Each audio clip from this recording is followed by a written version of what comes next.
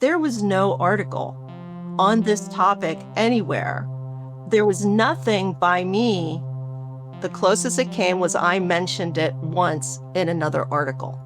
And ChatGPT hallucinated this article. Hi, I'm Lucy, and you're listening to Creator Talks, a Mediaforta podcast. Mediaforta is a marketplace for highly specialised content creators all around the world. Each episode, we interview one of the creators from the Mediaforta network and dig into their craft. Today, we're delighted to welcome Super Ember, a freelance writer and an Analytica Top 25 influencer in cybersecurity. Creator Talks by Mediaforta.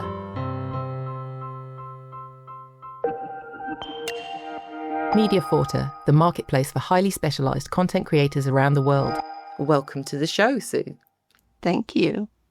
Did I do a decent job of describing what you do now? Pretty much. Yeah, I'm still right about cybersecurity. And emerging technology, that sounds like there's probably quite a lot of topics within cybersecurity and emerging technology. Yeah, because they all kind of blend together. Right now, I would say the emerging technology is AI. And so I've done a lot over the past 3 years on how generative AI merges with cybersecurity issues, both good and bad. That's really interesting. And your clients, are they predominantly tech companies with products to sell? Is it that area of cybersecurity? Right now, yeah. Right now, I'm doing a lot with vendors and doing content marketing type journalism as opposed to publication journalism, because that's just the way things have shifted in the past year and a half. And what sort of topics have you approached? You were saying both good and bad. What kind of what angles have you taken on the AI emergence?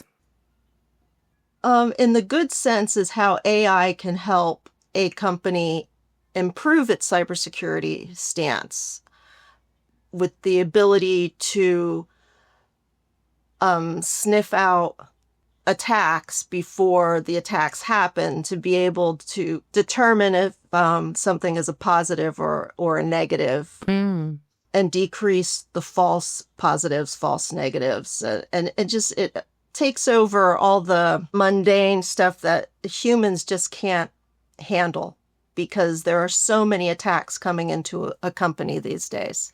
Wow. And the bad is that threat actors are using Gen AI to improve their attacks. You know, they're using it to create malicious code and create ransomware. Wow. They're using it to write better phishing emails.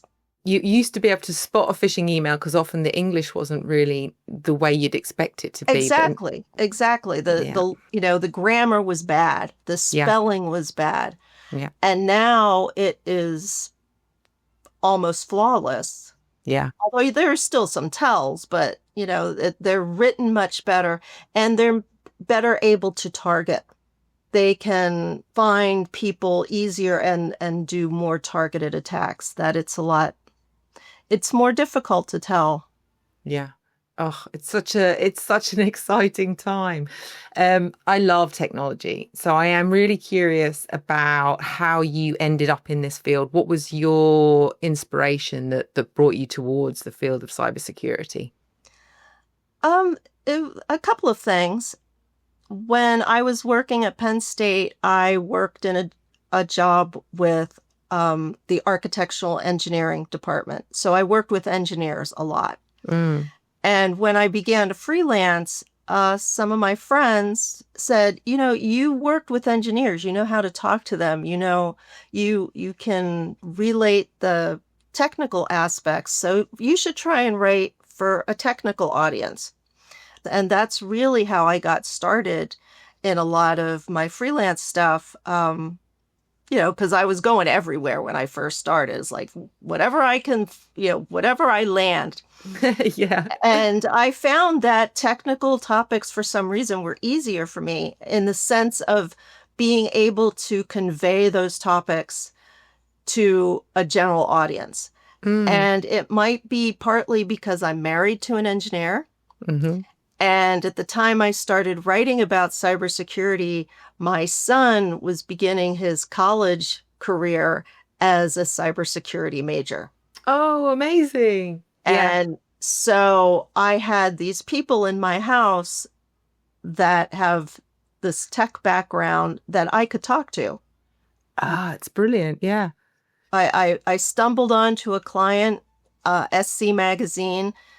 They were happened to be looking for a full-time person, and I was not interested in full-time work. But while they were looking for a full-time, they said, "Would you be willing to freelance for us and do daily news articles?" Wow. Yeah. So I was a stringer for them for about 9 months. Right. What's a stringer? It means I'm not part of their full time. It's somebody that I'm like doing these news reports. Oh, okay. Yeah. It was a very specific job. They gave me the topic, and then I went and had like 4 hours to get the sources, and I needed 2 or 3 sources per article.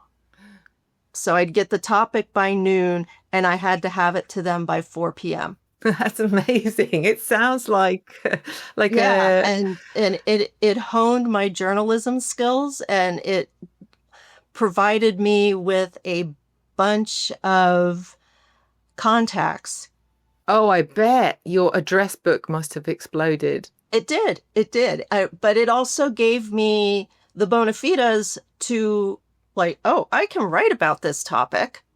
So I started to look very specifically at cybersecurity related opportunities. And that's when I got hired to do a daily blog for IT Business Edge. And I did that for 11 years Oh, wow. before Yeah. they changed their format. And I also hooked up with, which is now Tom's Guide. At that point, it was Security News Daily. And Oh. for them, I wrote more on the consumer side.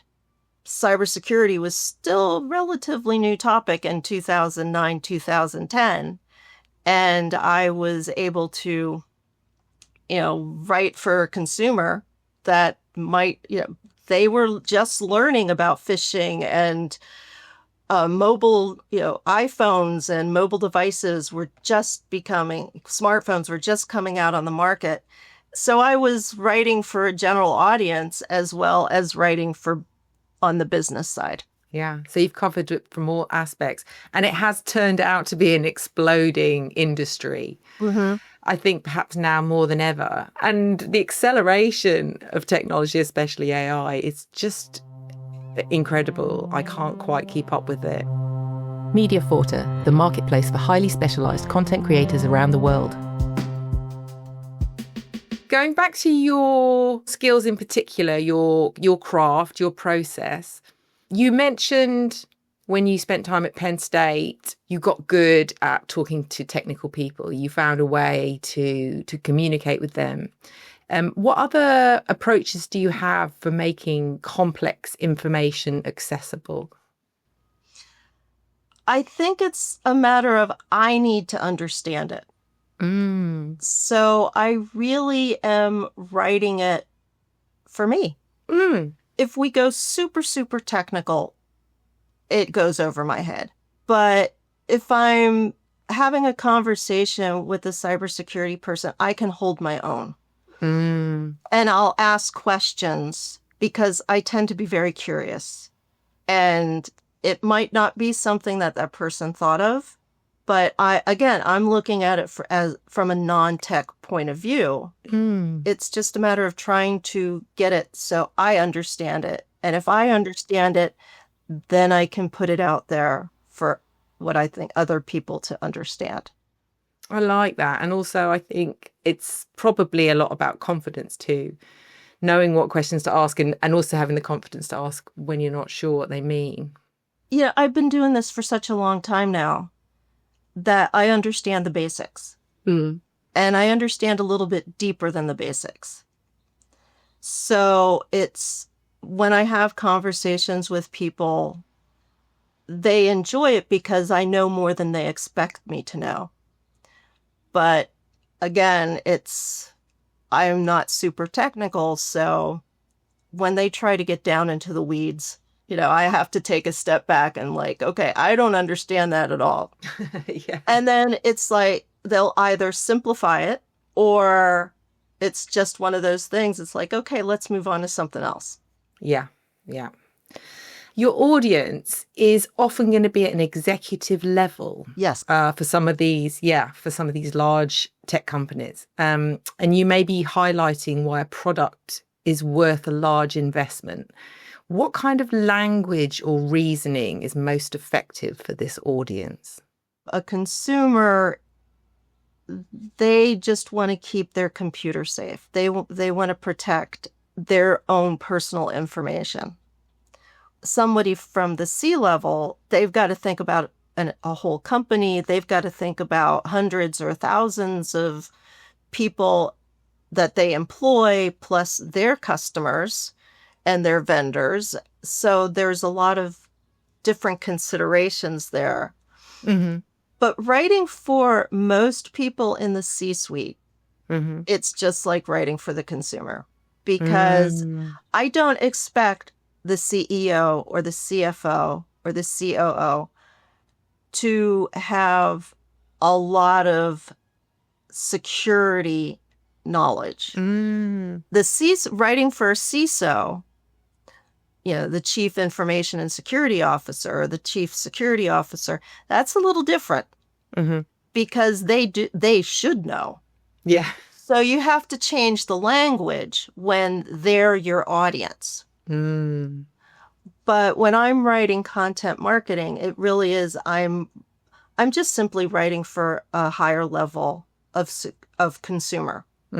Because the whole point is to make them understand why they need to pay attention to some particular issue.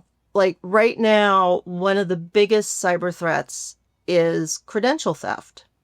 And that's usernames, passwords. Exactly. All the stuff that you use to log into your information and to be able to do your tasks online or on your computer system. And once a thief has your credentials, they can get in and they're very hard to find. It's just, people log in from so many different places that, you suddenly have somebody logging in from, say, Bulgaria. In the past, that would have been a red flag. Why is this person logging in at 2 a.m. from Bulgaria? Well, now it's not so much of a red flag because, well, who's to say that one of your employees isn't there on vacation and is logging in to check their email or to do a little bit of work? So the cybersecurity technology has to move quickly with the changes in broader social habits, norms. Yeah. That which also means it never really ends, does it? Oh, no. It's a sort of... It's all about adapting. Yeah. And adapting in time, being sort of proactive, I suppose, with the adaptations. A lot of the people I chat to are from different parts of the world. Do you find your field is the kind of field where you're much more likely to get work in America, or can you write for companies and publications all over the world? Is the language sort of agreed upon in cybersecurity? That's kind of funny because there is for 15 years, there's been no standard. Oh, really? Cybersecurity language, and that includes within the United States. And the joke is there are standards. I do write for companies outside of the US. Yeah. When I say there's no standard language, it really comes down to like in hiring. A company might call, they might have a need for a cybersecurity person. and they call them a data security expert or something. And then somebody else comes along and calls it a cybersecurity analyst. And so it's like you have all these different terms that all mean the same thing, but different companies use something else. And then it takes a while to figure out that, oh, yeah, that's what this is. I've been doing this for 10 years. And yeah. And they didn't know that was what their job title was. oh, yeah. It's you're looking at job listings and it's crazy. You read the title and then you read the description of what the job duties are, and they're identical.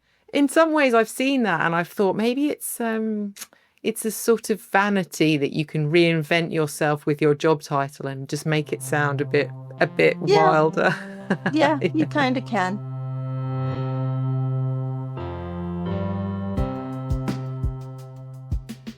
What sort of tools do you use? So it could be hardware, could be software, but what helps you to do your job well? Email and Google. Okay. It's as simple as that. You travel light. Yeah. Well, I go to a lot of conferences too, so it's talking to people. But it really is just a matter of knowing who to contact and being able to contact someone who can help me. You know, there are topics and pieces that I do where it's internet research. And it's knowing the topic well enough to be able to discern what's real and what's not. And it's getting increasingly hard to know who our trusted sources are these days. What sort of tips might you have if someone's writing about technology? Well, any writer really. How do you know who to trust when you're doing your research? That's a really good question, because I'll give you a little story here.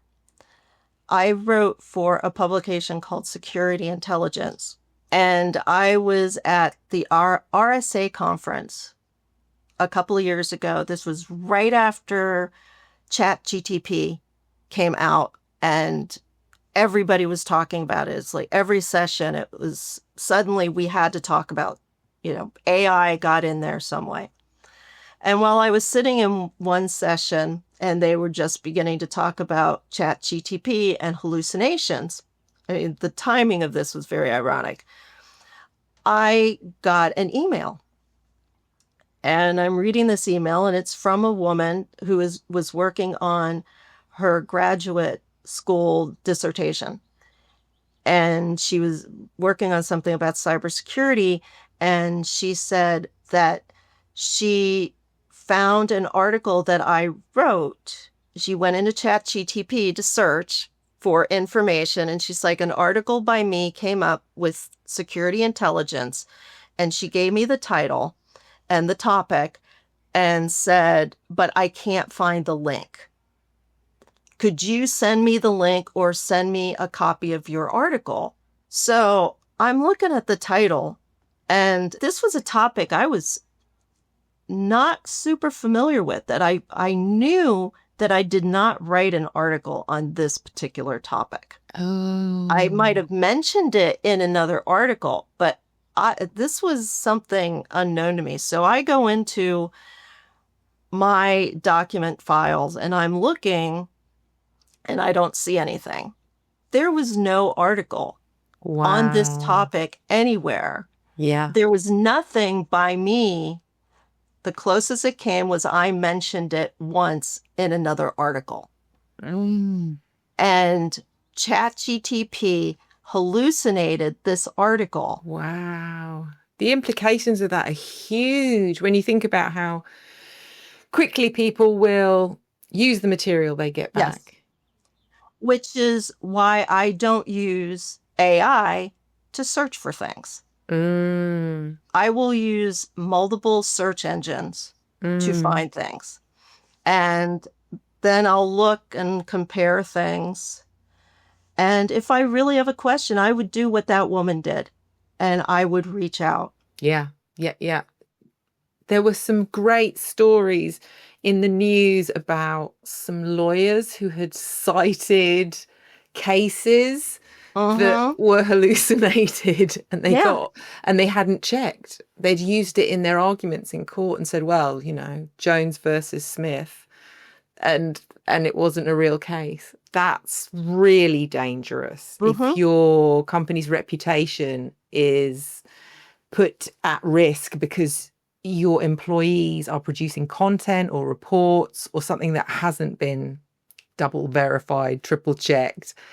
But if you did have a big tech company, can they stop their employees from using Gen AI in their work? Is it something you could switch off at a company level?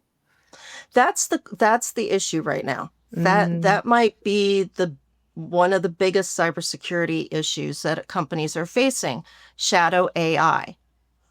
It is shadow AI that people are using Gen AI tools for their own personal use. They're feeding information into the AI. There's a big problem of people putting in work information, Mm. proprietary information, sensitive Mm. information into a public AI tool that becomes available to everyone. Oh, yeah. And security teams are having the same problem with that they had with Shadow Cloud. And that's trying to convince people that they really shouldn't do this. Now, more companies are beginning to create their own internal Gen AI systems. And those are supposed to be more private, have more protections on them. And I think those are terms that you're going to start hearing. This is my prediction because I'm not hearing it a lot yet. But, like you had the private cloud and then the public cloud and hybrid cloud. I think that you're going to start seeing the same things with Gen AI, that you're going to have private Gen AI, public Gen AI, and a hybrid Gen Yeah. AI. Yeah. Oh, that is interesting. Yeah. And talking about the dangers of AI, what about the good things for your work? How do you use it in a positive way? Sometimes I'll just go out there and throw a question and, it'll give me a response. And sometimes I argue with it and I, pare it down a little bit more. But I don't use what it tells me Okay. directly. I use that as a launching point to go and do more research. I might ask it, what are the top 5 threats to computer networks right now? And it'll give me a list. And then I'll go and I'll start punching those things into a search engine. That's really good. And about the industry, so you started in 2008, which was early days Mm-hmm. back then. And you must have quite an interesting overview now, having seen many things come and pass. What sort of changes in trends have you seen in cybersecurity? When I first started writing about security, it seemed like all the focus was on the tech and how the tech fails and where the vulnerabilities are in the tools. And now it is more recognized that the biggest threat to your data is human error. So that's what I've been seeing trending, is that there is more emphasis being put on how to protect from the mistakes the humans can make. Oh, wow. Yeah. There's a lot more emphasis, I believe, on understanding the human aspect behind it. Mm.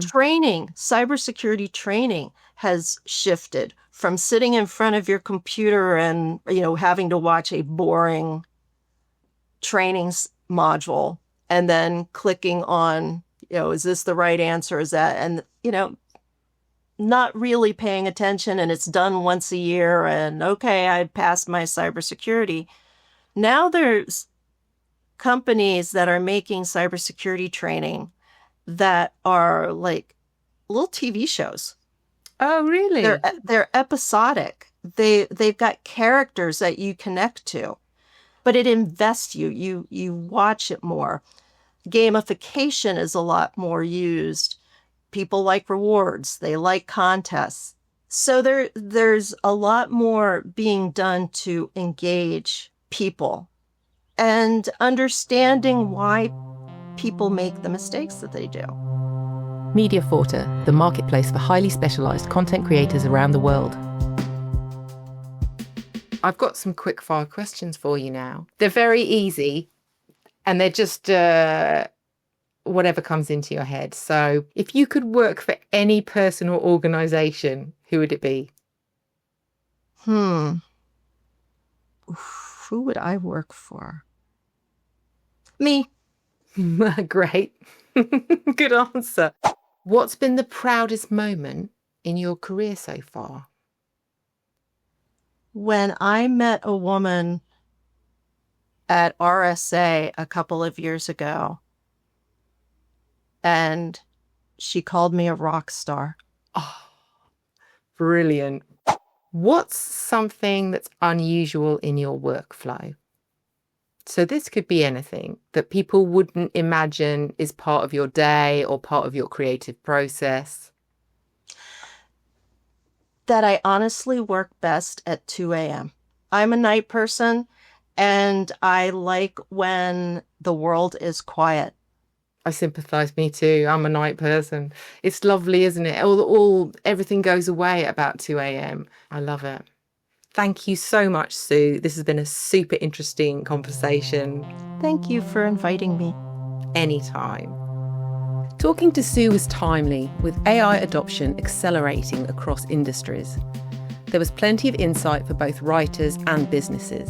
For writers, especially in technical fields, Sue has highlighted the value of clear and accessible communication.